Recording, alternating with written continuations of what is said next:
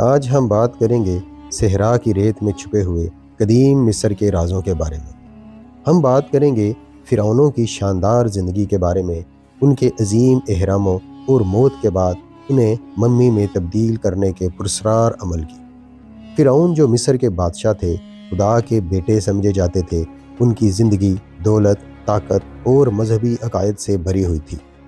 قدیم مصر میں آج سے تقریباً 3000 سال قبل مسیح فرعونوں نے حکمرانی کی۔ وہ دریائے نیل کے کنارے رہتے تھے۔ ایک فرعون کی زندگی صبح سویرے شروع ہوتی، وہ محل میں جاگتا جو سونے، چاندی اور قیمتی پتھروں سے جڑا ہوتا۔ نوکر اسے دریائے نیل کے پانی سے نہلاتے، خوشبودار تیل لگاتے اور پھر وہ عمدہ لیلن کے کپڑے پہنتا جو بہت نرم اور سفید ہوتے۔ اس کے سر پر نیمسس ہیڈ ڈریس ہوتی جس پر کوبرا کا نشان پورس کی طاقت کی علامت ہوتا۔ فرعون محل کے باغ میں بیٹھتا جہاں تازہ پھول، تالاب اور پرندے ہوتے۔ وہ خود کو خدا کا اوتار سمجھتے۔ وہ مندر جاتے، دیوتاؤں کو قربانیاں دیتے اور پجاریوں سے مشورہ کرتے۔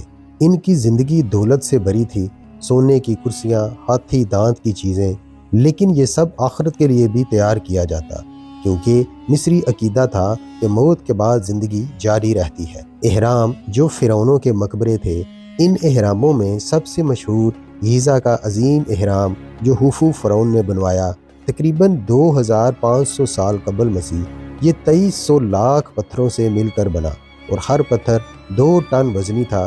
اس تعمیر میں 20 سال لگے، ہزاروں مزدوروں اور غلاموں نے کام کیا۔ ان اہراموں میں بادشاہ اور ملکہ کا کمرہ، زیر زمین راستے جو آخرت کے سفر کے لیے تھے، اور دیواروں پر پیرامڈ ٹیکسٹ لکھے جاتے تھے۔ لیکن بہت سے اہرام لوٹ لیے گئے، سوائے توتن ہامن فرعون کی، جو 1922 میں ہاورڈ کارٹر نے دریافت کیا۔ فرعون کی موت کے بعد سب سے اہم عمل تھا ممیفیکیشن، جو تقریباً 70 دن لیتا تھا۔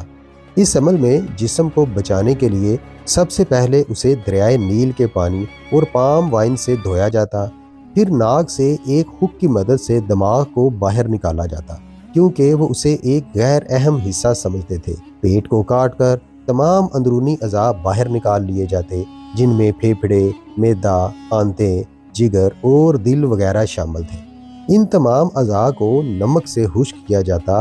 40 دن تک یہ عمل جاری رہتا اور پھر ان کو 4 بڑے بڑے پتھر کے جارز میں بند کر دیا جاتا۔ پھر عمل شروع ہوتا بقایا باڈی کو لپیٹنے کا۔ سینکڑوں میٹر لیلن کی پٹیوں سے باڈی کو لپیٹا جاتا، آئل لگایا جاتا، درمیان میں تعویذ، زیورات اور مختلف قسم کے منتر لکھے جاتے۔ فرعونوں کے لیے سونے کے ماسک تیار کیے جاتے جو خالص سونے کے بنے ہوتے۔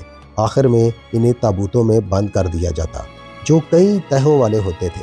ان ممیوں کے ساتھ ان کی دولت بھی دفنا دی جاتی تاکہ وہ آخرت میں استعمال کر سکے، جیسے کہ توتن ہامن کے مقبرے میں سے سونے کے ماسک، تخت، رتھ، ہتھیاں، زیورات اور بہت سارے شاہی خدمت گار مجسمے برآمد ہوئے۔ یہ سب اربوں کی مالیت کے تھے، کیونکہ اس وقت کے مصری لوگوں کا عقیدہ تھا کہ یہ فرعون خدا بن جاتا ہے اور یہ سب اس کی ابدی زندگی کے لیے رکھا جاتا۔ آج بھی ان فرعونوں کی شاندار کہانیاں مصر کے صحراؤں میں زندہ ہیں۔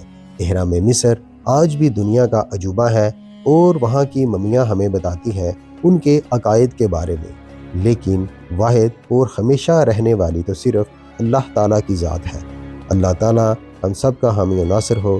خدا حافظ۔ اللہ نگہبان۔